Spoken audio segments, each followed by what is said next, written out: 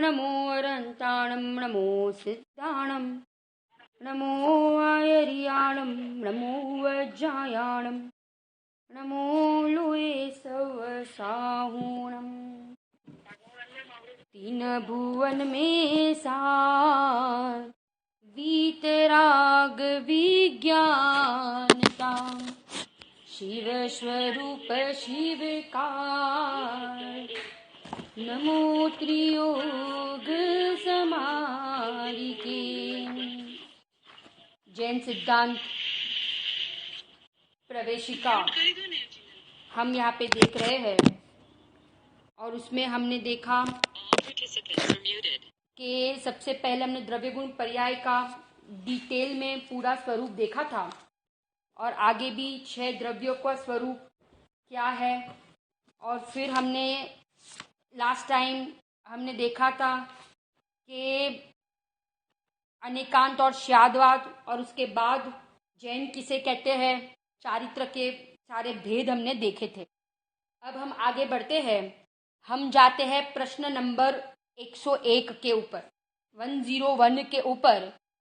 सबसे पहला यहाँ पे प्रश्न किया है 101 में कि सुख किसे कहते हैं। क्या प्रश्न है, सुख किसे कहते हैं। तो मैं परिभाषा यहाँ से पढ़ती हूँ कि निराकुल आनंद स्वरूप आत्मा के परिणाम विशेष को सुख कहते हैं।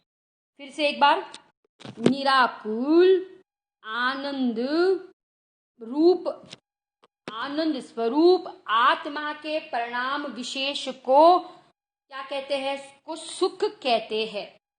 अपन 6 डाला में भी तीसरी ढाल में पहला ही छंद है ना, क्या छंद है पहला, आत्म को हित है सुख सो सुख आकुलता बिन कहिए आकुलता शिव माहिनता ते शिव मग लाग्यो चाहिए। माने आत्मा का हित, आत्मा को हित क्या है, सुख है। और कैसा सुख, जो आकुलता बिना का सुख है वो ही सच्चा सुख है। और ऐसा सुख कहाँ है, मोक्ष में सुख है ना, मोक्ष में। ऐसा कैसा सुख है, निराकुलतामय सुख है, बिल्कुल भी आकुलता नहीं है। प्रवचन सार में भी एक पूरा अधिकार लिख दिया है। कौन सा अधिकार, सुख अधिकार। उसमें सुख अधिकार में इंद्रिय सुख और अतीन्द्रिय सुख, दोनों सुख का बहुत ही सुंदर वर्णन सुख अधिकार में कुंद कुंद आचार्य देव ने दिया है। कितना कहा, वहां पे कहा है कि इंद्रिय ज्ञान तो है परंतु इंद्रिय सुख भी कैसा है, पराधीन है। क्योंकि अब इंद्रिय सुख दुख रूप है, बंध का कारण है, आकुलता का कारण है। रंच मात्र भी सच्चे सुख के जैसा वो नहीं है, सच्चे सुख के से अलग जाति का है। इंद्रिय सुख और अतीन्द्रिय सुख में बहुत अंतर है। दोनों की जाति ही कैसी है, दोनों की जाति ही अलग अलग है। मोनाली भाभी प्रश्न नंबर 101 101 पे आप आओ। 101 ख्याल है, इंद्रिय सुख पराधीन, इंद्रिय सुख बाधा सहित है। हम देखते हैं ना, एक एक जीव की बात आती है कि परमात्मा प्रकाश में भी आई है कि हाथी जो है वो स्पर्शन इंद्रिय के वश होकर गड्ढे में गिर जाता है। मछली रसना इंद्रिय के वशीभूत होकर रसना इंद्रिय के वशीभूत होकर वो जाल में फंस जाती है। गंध का जो लोभी भौरा होता है ना, वो कमल के अंदर बंद होकर अपने जान को गवा देता है। लोभी पतंगिया दीपक की ज्योति में जलकर मर जाता है। और संगीत का लोभी हिरण जो होता है वो शिकारी उसको क्या कर देता है, उसको मार देता है। माने ये एक एक इंद्रियों के गुलाम होने वाले जो एक एक जीव हम देख रहे हैं, कितनी दुर्दशा होती है, विचार करो। तो यह जीव तो 5 इंद्रियों का गुलाम, यह जीव क्या है, 5 इंद्रियों के गुलाम होकर कैसे सुखी हो सकता है? कोई कोई इंद्रियों के विषय में सुख है ही नहीं ना, क्योंकि इंद्रियों के भोग मधुर विष सम लावण्यमयी कंचन काया। इंद्रियों के भोग ये दुख के कारण है, ये हमारे पतन के कारण है, चार गति में रखड़ाने के कारण है। आता है ना, पूजा में भी कितनी सारी कड़ियां है उसमें। भोगों को अमृत फल जाना, विषयों में निश दिन मस्त रहा, उनके संग्रह में है प्रभुवर मैं व्यस्त त्रस्त अभ्यस्त रहा। क्यों हम रमते हैं, क्यों हम उलझते हैं? ये सारे भोग दुख के कारण है। ये रंच मात्र भी इसमें सच्चा सुख नहीं है। चक्रवर्ती जैसे चक्रवर्ती को भी ये विषय के भोग कैसे लगते हैं? दुखदायक लगते हैं। कैसे लगते हैं? दुखदायक लगते हैं। रमणीय नहीं है, रमने लायक नहीं है। इंद्रिय सुख है, पराधीन है, और उसके सामने अतीन्द्रिय सुख कैसा है? अतीन्द्रिय सुख उपादेय है, अतीन्द्रिय सुख प्रकट करने लायक है। सिद्ध भगवान अतीन्द्रिय सुख में अनंत काल रह सकते हैं, अनंत काल रह सकते हैं, है ना। संसारी जीवों को इंद्रिय सुख और सिद्ध भगवान को कैसा सुख है? अतीन्द्रिय सुख है। अतीन्द्रिय सुख ऐसा सुख कि जिस सुख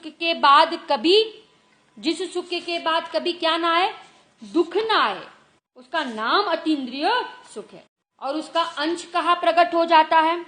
चौथे गुण स्थान में ही उसका अंश प्रकट हो जाता है। और 13वें गुण स्थान में वही सुख कैसा हो जाता है? अनंत हो जाता है। अनंत सुख की प्राप्ति हो जाती है। जो 47 शक्तियों का प्रकरण है ना, उसमें भी 5वीं शक्ति है। कौन सी शक्ति है 5वीं? सुख शक्ति। 5वीं शक्ति क्या है? सुख शक्ति। और उस सुख शक्ति का लक्षण क्या कहा? अनाकुलता लक्षण वाली सुख शक्ति। अनाकुलता लक्षण वाली कई शक्ति छे? सुख शक्ति छे। आत्मा का स्वभाव ही अनाकुल है ना, और ऐसे अनाकुल स्वभाव का लक्ष्य करते हैं तो क्या होता है? अतीन्द्रिय आनंद की प्राप्ति होती है। देखो, कहीं पे भी ज्ञान शक्ति कही, सुख शक्ति कही, वीर्य शक्ति कही, दृष्टि शक्ति कही, ज्ञान शक्ति, जीवत्व शक्ति कही, पर कहीं पे भी श्रद्धा शक्ति ऐसा नाम नहीं दिया। तो यहाँ पे देखो, श्रद्धा सम्यक हुई ना, तो वहां पे सामने अनाकुल आनंद प्रकट हुआ। माने सुख शक्ति में श्रद्धा गर्भित हो गई, सच्ची श्रद्धा हुई, सम्यक दर्शन की प्राप्ति हुई, तो क्या हो गया? तो कहते सच्चा सुख प्रकट हो गया। सच्चा सुख प्रकट हो गया। और चारित्र की पूर्णता हुई तो वही सुख अनंत हो गया। चारित्र की पूर्णता हुई तो वही सुख क्या हो गया? अनंत हो गया। श्रीमद जी ने भी कहा है ना, देखो ये अज्ञानी की दशा कैसी है। 12 भावना में लिखा है ना, नाम सुख अनंत दुख प्रेम त्या विचित्रता, नाम दुख अनंत सुख त्या रही न मित्रता, उघाड़ न्याय नेत्र ने निहाड़ तुम। श्रीमद जी ने ये भी कहा ना, सर्व गुणांश ते सम्यक्त्व। सम्यक्त्व होते ही सारे गुणों का परिणमन क्या हो जाता है? सम्यक हो जाता है। सम्यक हो जाता है, सारे गुण निर्मल रूप से परिणमन करने लगते हैं। भले अभी पूर्णता नहीं हुई है, परंतु सारे गुण क्या हो जाते हैं? सम्यक हो जाते हैं। सारे गुणों का परिणमन निर्मल हो जाता है। ज्ञान में अनंत शक्तियां उछलती है। सुख शक्ति को जानने से क्या लाभ है? ये लाभ है कि परद्रव्य में कहीं सुख नहीं है। ये देखो, सुख किसे कहते हैं? प्रश्न है ना अपना 101 नंबर का। ये सुख की परिभाषा समझने पर हमें ये पता चलता है कि निराकुल लक्षण वाला आनंद स्वरूपी वैसा ऐसा तत्व मैं हूं। तो परद्रव्य में से सुख बुद्धि उड़ जाती है। परद्रव्य में रंच मात्र भी सुख बुद्धि नहीं रहती है, और सुख स्वरूपी आत्मा मैं स्वयं हूं। ऐसे आत्मा का लक्ष्य करने पर अतीन्द्रिय आनंद पर्याय में प्रकट हुए बिना रहता नहीं है ना। देखो समझ में आ रहा है, सुख किसे कहते हैं। ये हमने पहला एक 101 नंबर का प्रश्न देखा। अब दूसरा प्रश्न, वीर्य किसे कहते हैं। वीर्य, इसके बाद का प्रश्न है वीर्य किसे कहते हैं। जवाब है आत्मा की शक्ति, सामर्थ्य, बल को वीर्य कहते हैं। वीर्य गुण की पर्याय पुरुषार्थ है। कौन सी पर्याय। वीर्य माने शक्ति, वीर्य माने बल, वीर्य माने ताकत। ताकत, कोई भी कार्य करने के लिए वीर्य चाहिए ना, ताकत चाहिए। अरिहंत भगवान को अनंत सुख प्राप्त हो गया, अनंत ज्ञान प्राप्त हो गया, अनंत दर्शन प्राप्त हो गया, परंतु अगर वीर्य ही ना हो ना, तो ये अनंत वीर्य ना हो तो ये अनंत ज्ञान, अनंत सुख, अनंत दर्शन को कौन धार सकता है। माने उसको धारण करने के लिए अनंत ताकत चाहिए, अनंत ताकत चाहिए। बिना अनंत ताकत के अनंत ज्ञान, अनंत दर्शन, अनंत ख्याल आ रहा है सुख, इसको कौन धार सकता है। अनंत वीर्य ना हो तो उसको धारण करने के लिए शक्ति भी कैसी चाहिए, अनंत चाहिए, अनंत चाहिए। और यहाँ पे कहा कि वीर्य गुण की पर्याय, वीर्य गुण की कौन सी पर्याय है, पुरुषार्थ है। वीर्य गुण की कौन सी पर्याय, पुरुषार्थ है, बराबर। अब अपना अपन पुरुषार्थ, कोई काम करे तो हमें लगता है, पर का कोई कार्य करे तो हमें लगता है हमने कुछ पुरुषार्थ किया, परंतु उसका नाम पुरुषार्थ है ही नहीं। हम पर में कुछ कर ही नहीं सकते हैं। देखो जो वीर्य शक्ति है ना, 47 शक्ति में एक वीर्य शक्ति है, 5वीं शक्ति का नाम है वीर्य शक्ति। 6ठी शक्ति का नाम, सुख शक्ति के बाद 6ठी शक्ति का नाम है वीर्य शक्ति।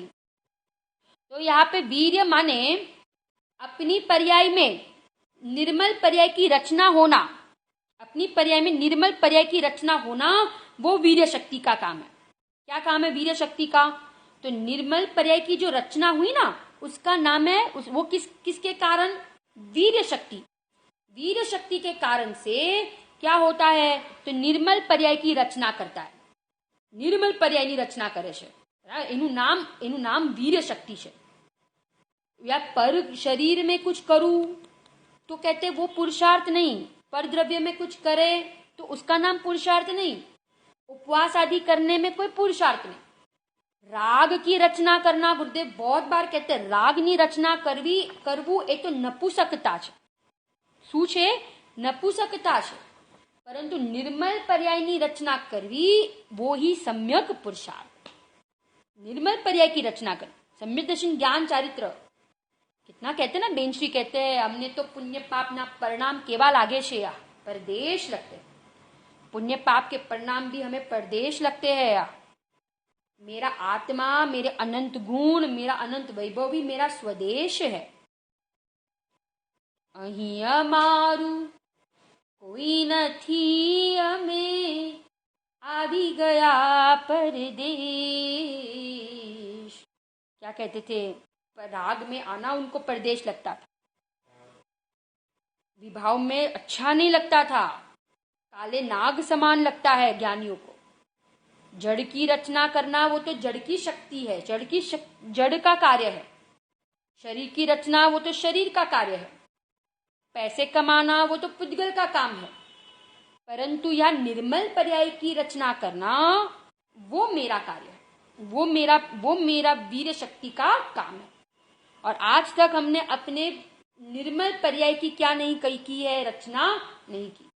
राग की, मोह की, द्वेष की, कषायों की अनंत काल से ये पर्याय होती रही, परंतु इसका नाम पुरुषार्थ नहीं है। पुरुषार्थ तो उसका नाम है कि अपनी पर्यायों में निर्मलता प्रकट हो।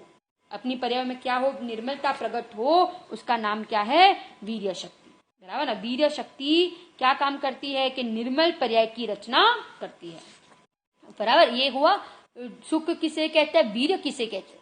अब आगे 103 नंबर का प्रश्न, भव्यत्व गुण किसे कहते हैं। भव्यत्व, हमें सब पता है, हम सबको पता है कि भव्यत्व और एक अभव्यत्व, दो होता है ना, भव्यत्व और अभव्यत्व। भव्यत्व जो है ना, भव्यत्व, तो वो क्या योग्यता होती है, भव्यपना। तो कहते हैं भव्यपना माने कि जो जीव सम्यक दर्शन ज्ञान चारित्र की प्राप्ति कर सकता है, भव्य किसे कहते हैं कि जो जीव सम्यक दर्शन ज्ञान चरित्र की प्राप्ति कर सकता है उस जीव को कहते हैं भव्य जीव।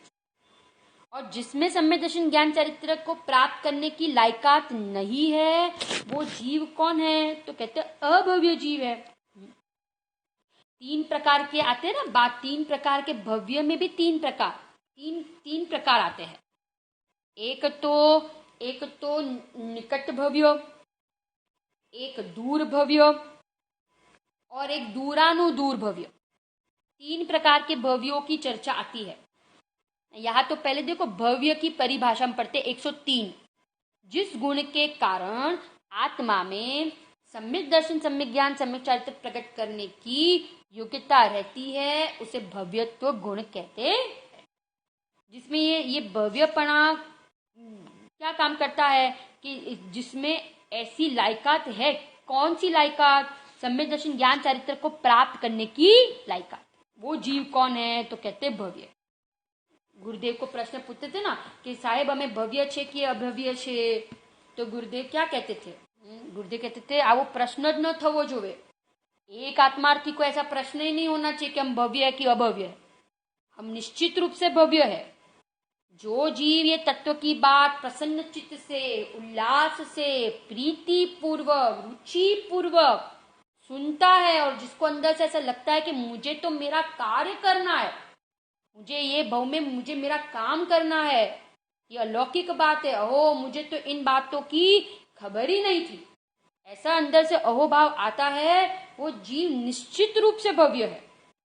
पद्मनंदी पंचविंशति में भी है ना श्लोक है, तत्प्रति प्रीति चित्तेन येन वार्तापि हि श्रुता निश्चितं सद्भवेद् भव्यो भावि निर्वाण भाजनम। तत्प्रति प्रीति चित्तेन, ये तत्व की बात जो प्रीति पूर्वक सुनता है, धारण करता है, वो जीव नियम से भविष्य में क्या होने वाला है, भावी निर्वाण भाजन, माने मुक्ति रमणी को प्राप्त करने वाला है। शंका ही नहीं करनी चाहिए अपने को, तो शंका ही नहीं करनी चाहिए। तुझे बेनश्री कहते ना कार्य नहीं हुआ, નથી થયું तो घबराવું ना जोवे, डरी ना जવું જોઈએ, મૂંઝાવું ना જોઈએ, परंतु हमें तो बस नक्की करो, निर्णय करो वारंवार कि हूँ क्या छू।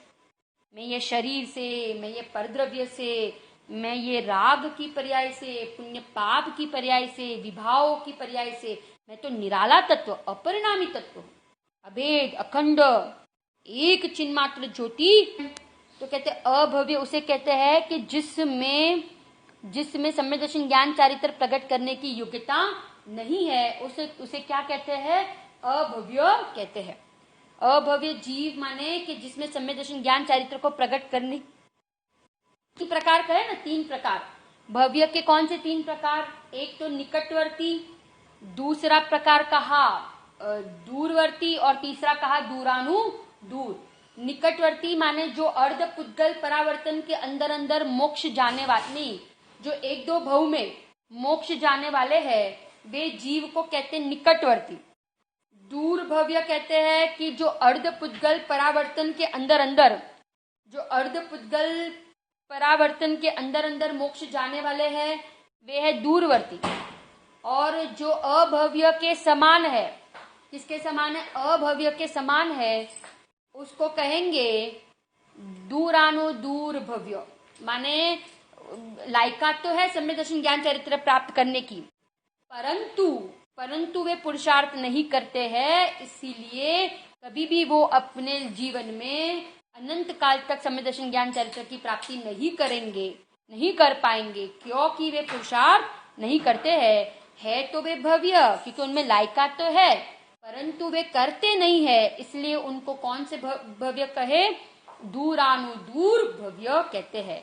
ऐसे अनंत जीव है कि जो कभी निगोद से निकले नहीं है और कभी निकलने वाले नहीं है। ऐसे कौन से जीव? ऐसे बहुत भव्य है जो निगोद में है, अनंत काल से निगोद में ही है और कभी वे निगोद से निकलने वाले नहीं है। ऐसे अनंत जीव है, परंतु हम बहुत भाग्यशाली है कि हम निगोद से निकले हैं, और उसमें भी हम एक इंद्रिय नहीं, दो इंद्रिय नहीं, तीन इंद्रिय नहीं, चार इंद्रिय नहीं, पंच इंद्रिय, उसमें भी संगनी, उसमें भी मनुष्य बने और हमें ये दुर्लभ जैन कुल हमें मिला, सच्चे देव शास्त्र गुरु मिले, और इसमें भी हमें ऐसी आत्मा की क्या हुई, रुचि हुई, गुरुदेव श्री मिले, तत्व समझाने वाले जीव मिले, और हम अपनी आराधना करके हम इस मनुष्य भाव को सार्थक करें, सम्यक दर्शन ज्ञान चरित्र की प्राप्ति करके हम अनंत काल सिद्धालय में विराजमान हो जाए। इसी मंगल भावना के साथ हम यहाँ पे स्वाध्याय पूरा करते हैं।